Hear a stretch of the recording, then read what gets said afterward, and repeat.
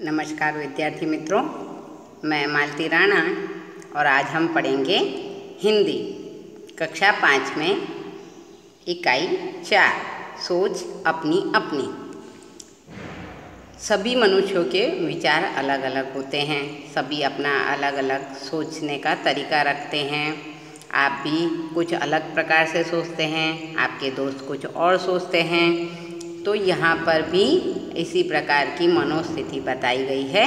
यहाँ पर इस चित्र में सभी की सोच के बारे में बताया गया है कि देखिए कौन किस प्रकार से सोच रहा है। मित्रों, जब भी हम सोचते हैं तो हमारे सोचने का तरीका हमारे मित्रों के सोचने के तरीके से अलग होता है। हम सबकी सोच कभी भी एक समान नहीं हो पाती है, क्योंकि हम सब में ईश्वर ने अलग अलग प्रकार से दिमाग दिया है, तो हम अपनी बुद्धि के अनुसार ही उसे सोचते हैं। आप अभी बच्चे हो तो आपकी सोच आपके बालपन या बचपन के अनुसार ही होगी। आपको अपना खेलने कूदने या पढ़ने लिखने के अलावा और कुछ तरीका नहीं सोचता होगा। तो इसी प्रकार जब हम बड़े हो जाते हैं तो हमारी सोच हमारी आसपास के व्यवहार और हमारी बुद्धि के अनुसार बढ़ती ही चली जाती है और हमारे विचार भी बदलते चले जाते हैं। तो इसी प्रकार यहाँ पर अपनी अपनी सोच में अपनी अपनी सोच पाठ में सोच के बारे में बताया गया है। सोचना यानी अपने दिमाग से काम लेना। अब देखिए, यहाँ पर आपको एक चित्र का वर्णन करना है। इस चित्र के वर्णन में यह बताना है कि इस चित्र में क्या क्या हो रहा है। अब यह आपकी सोच के अनुसार है कि आप कहाँ से किस प्रकार से इसकी शुरुआत करते हैं। तो यह देखते हैं सबसे पहले कि यह प्रकृति की गोद में बसा हुआ एक गांव है। सुंदर गांव का दृश्य है। सुबह का समय है। क्योंकि सूर्य उग रहा है। पूर्व दिशा की ओर लालिमा छाई हुई है। पक्षी उड़ रहे हैं। सूरज की किरणें केसरिया रंग से भरी हुई है, इसलिए सूर्य उग रहा है, यानी सूर्योदय हो चुका है। पक्षी दाना चुगने के लिए घोंसलों से निकल पड़े हैं। आपको चित्र में नज़र आ रहा होगा, पक्षी उड़ते हुए नज़र आ रहे हैं पहाड़ों के ऊपर।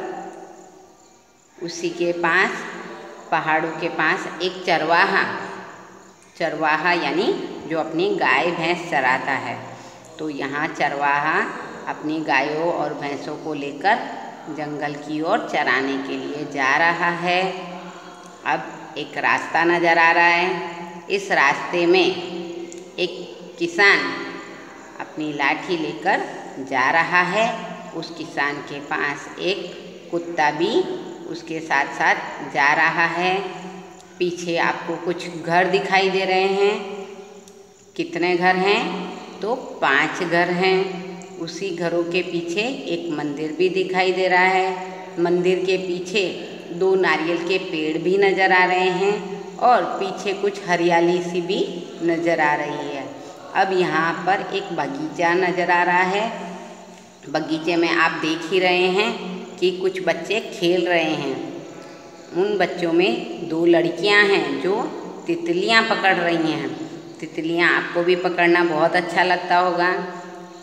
छोटे बच्चों को तितलियों से खेलना बहुत अच्छा लगता है और तितलियों को भी छोटे बच्चों के साथ खेलने में बड़ा मज़ा आता है। जब भी तितलियां इधर उधर उड़ती है, छोटे बच्चे उन्हें पकड़ने के लिए इधर उधर दौड़ते हैं और उन्हें दौड़ता देखकर तितलियों को बड़ा ही आनंद आता है।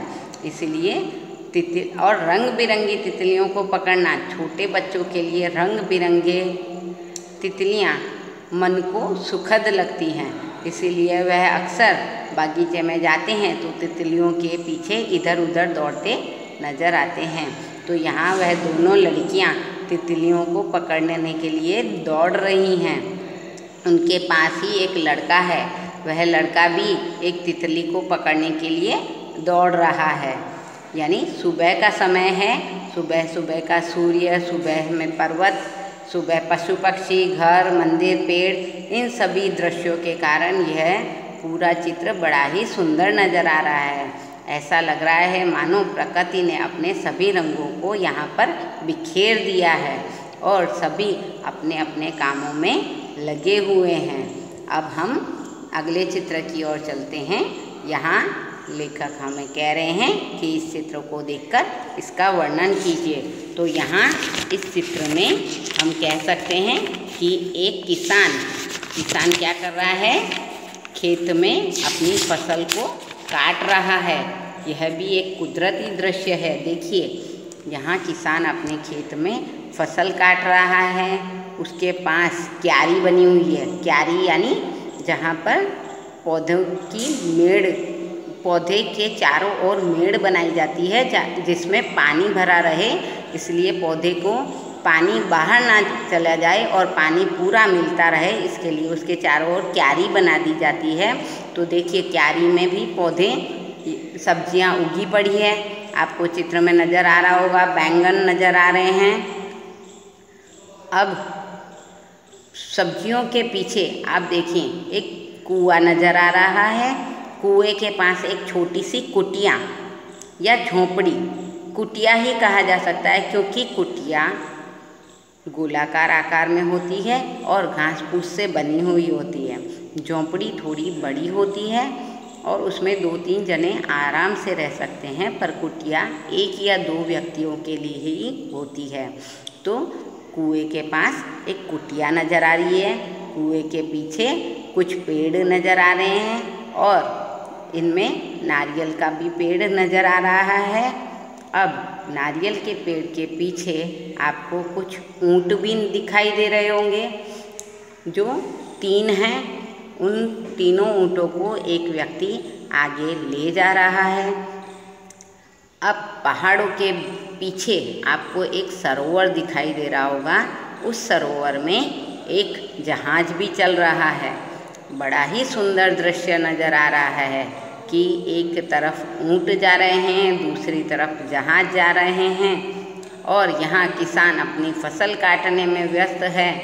पक्षी आराम से आसमान में उड़ रहे हैं, किसी को किसी प्रकार का कोई भय नहीं है। तो यह बड़ा ही सुंदर दृश्य है। अब अगले चित्र में लेखक यहाँ हमसे पूछ रहे हैं कि इस चित्र का हमें वर्णन करना है। तो इस चित्र के वर्णन में देखिए एक छोटी सी लड़की है। वह लड़की फिसलन पट्टी पर से नीचे आ रही है और साथ ही में एक लड़का भी खड़ा है। वह लड़का फिसलन पट्टी से अपनी उस लड़की को आते देखकर बड़ा ही खुश हो रहा है। यानी ऐसा हो सकता है कि शायद ये दोनों भाई बहन हैं और दोनों भाई बहन एक दूसरे के साथ मिलकर फिसलन पट्टी का मज़ा ले रहे हैं। यहाँ पर चित्र में हमें एक पीछे पेड़ भी दिखाई दे रहा है। उस पेड़ पर एक तोता भी बैठा है। वह तोता भी उन दोनों भाई बहनों को फिसलन पट्टी पर मज़े लेता हुआ देख रहा है। नीचे हरी घास भी फैली हुई है। दूर पीछे की ओर 3 पहाड़ भी नज़र आ रहे हैं। उन पहाड़ों के पास कुछ पेड़ पौधे भी नज़र आ रहे हैं। पहाड़ों के ऊपर बिल्कुल खुला आकाश है। ऊपर कोई भी पक्षी नज़र नहीं आ रहा है। दोनों भाई बहन फिसलन पट्टी का मज़ा ले रहे हैं। बहन को फिसलन पट्टी पर से उतरते देख भाई खुश होकर ताली बजा रहा है। तो मित्रों, आज हमने इस तरह इन चित्रपाठ का वर्णन किया। इस चित्रपाठ में सोच अपनी अपनी, यानी हमें अपने तरीके से ही इसे सोचना है और अपने तरीके से ही इसे व्यक्त करना है। तो आज हमने यह पाठ समझा और देखा और मैं अपनी अपनी सोच को व्यक्त किया। धन्यवाद।